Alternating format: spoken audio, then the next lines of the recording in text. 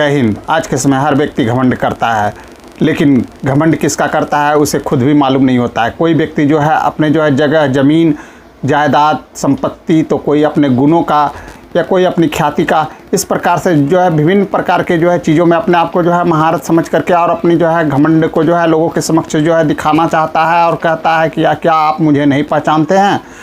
तो इस संबंध में जो है आज आपको मैं जो है यूनान के एक महान दार्शनिक जो है सुकरात से जो है एक प्रसंग के रूप में जो है आपके समक्ष रखूँगा, और आज के बाद जो है आपका घमंड हमेशा के लिए जो है हट जाएगा, ये पक्का है। और आप आज जीवन में जो है सफल हो जाएंगे, क्योंकि घमंड ही जो है सबसे बड़ी बाधा होती है जीवन की सफलता की। तो मैं हूं शशिकांत शर्मा और आप देख रहे हैं शशिकांत शर्मा चैनल। तो चलिए जो है आज जो है प्रसिद्ध दार्शनिक सुकरात के संबंध में जो है हम लोग जो है उसके प्रसंग से में जो है बात करते हैं कि उन्होंने जो है घमंड के संबंध में जो है क्या कहा। यूनान के नगर एथेंस में एक प्रसिद्ध दार्शनिक हुआ करते थे सुकरात। सुकरात के संबंध में शायद आप लोगों को जानकारी हो, वो प्लेटो के गुरु थे और प्लेटो के शिष्य थे अरस्तु। तो अब शायद आपको जो है समझ में आ रही होगी। तो सुकरात जो है महान दार्शनिक हुआ करते थे।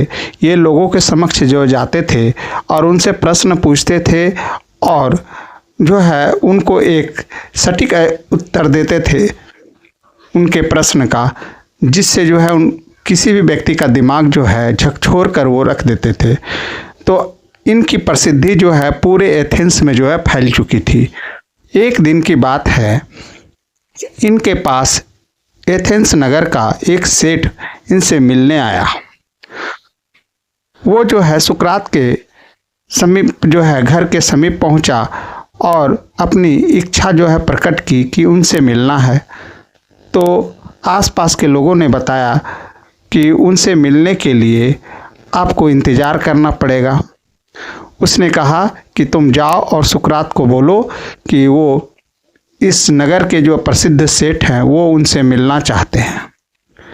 व्यक्ति सुकरात के पास गया और जो है इस बात को उसके समक्ष रखा। सुकरात ने कहा ठीक है, उसे अंदर बुला लो। व्यक्ति जैसे ही अंदर आया तो उसने सुकरात ने पूछा कि आप कौन हैं। तब उस व्यक्ति ने आश्चर्य से बोला, आप मुझे नहीं जानते? ये जो एथेंस है यहाँ पर सबसे बड़ा जो है सेठ मैं ही हूँ और सबसे विशाल भवन मेरा ही है।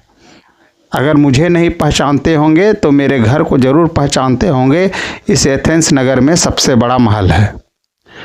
तब सुकरात ने कहा कि ऐसी बात है तो एक काम कीजिए, जरा सा आप इस नक्शे को लीजिए हाथ में। उसने सुकरात ने एक नक्शे को उस व्यक्ति सेठ को देते हुए जो है कहा कि आप इसमें मुझे बताइए कि एथेंस कहाँ है। उस व्यक्ति ने जो है बड़े ही गौर से नक्शे को देखा और एक जगह उंगली रखकर बोला यही एथेंस है, यह बिंदु। तो सुकरात ने कहा कि आपका एथेंस एक बिंदु है? तो उसने कहा हाँ, नक्शे पर तो एथेंस बिंदु है। तब जो है सुकरात ने कहा ठीक है, अब आप जिस नगर में रह रहे हैं उस नगर पर जो है उंगली रखिए। बोला वह कहाँ है? इसमें तो मात्र एक बिंदु है एथेंस नगर का और उससे ज़्यादा तो कुछ नहीं है। तो बोला, सुकरात ने कहा कि तो फिर आप कैसे कह सकते हैं कि इस नगर का सबसे बड़ा भवन मेरा ही है, मेरा ही घर है, इस नगर का सबसे बड़ा मैं सेठ हूँ।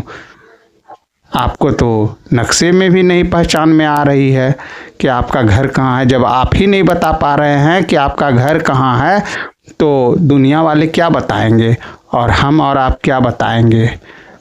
तब उस सेठ ने कहा नक्शे में तो केवल एक बिंदु नज़र आ रही है, इससे ज़्यादा कुछ नज़र नहीं आ रहा है।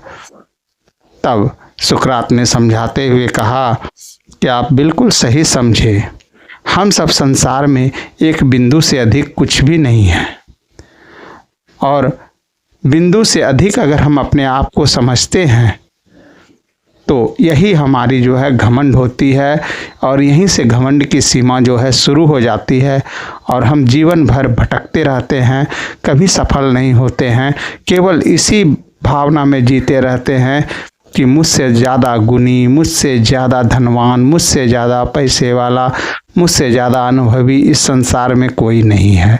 और यही भूल के कारण हम जीवन में भटक कर रह जाते हैं और जीवन में कभी तरक्की नहीं कर पाते हैं। तो इस प्रकार का घमंड करना बेकार है। ज़रा सोच करके देखिए कि आपने अपने इस नक्शे में अपने घर को आप नहीं खोज पाए, जिस घर के बारे में आप सबको बताते हैं कि पूरे एथेंस में सबसे बड़ा घर यही है, किंतु फिर भी आप इस घर को नहीं खोज पाए। तो ज़रा सोच कर देखिए कि इस संसार में, इस बड़े संसार में आप और हम किस जगह पर हैं। ये सोचने वाली बात है। अक्सर यह देखने में आता है कि हम और आप अक्सर इन्हीं चीज़ों में भूले रहते हैं कि हमसे बढ़कर कोई नहीं है, हमारा बहुत बड़ा वजूद है। यह हमारी सबसे बड़ी गलतफहमी होती है और इसी गलती में हम जो है जीते रहते हैं और पूरा जीवन ख़त्म कर देते हैं। अक्सर आप बातचीत बोलचाल में जो है अक्सर लोगों से सुनते होंगे कि मैं अमुक व्यक्ति हूँ, हमारी पहचान सब जगह है, मैं इस एरिया में, मैं इस जहान में सबसे अलग हूँ, मुझे सभी पहचानते हैं। लेकिन वो खुद नहीं पहचानते हैं अपने आप को। जो आपको ऐसी बात बोलते हैं वो खुद नहीं पहचानते हैं। वो नगर सेठ देखिए, वो जो है खुद बता रहा था कि मेरा जो है इस पूरे एथेंस में सबसे बड़ा जो है भवन है, लेकिन वह खुद अपना भवन जो है नहीं नक्शे में बता पाया। अब सवाल होता है, आप कहेंगे कि नक्शे में मौजूद हो तब तो बताएगा। तो ज़रा आप सोचिए कि इस छोटी सी दुनिया में आपका नक्शे में जो है आप कहाँ मौजूद रहेंगे, आपका कितना जो है आपका एक जो है आकार है, अपने आपका कितना वजूद है जो कि आप इस नक्शे में आ सकेंगे।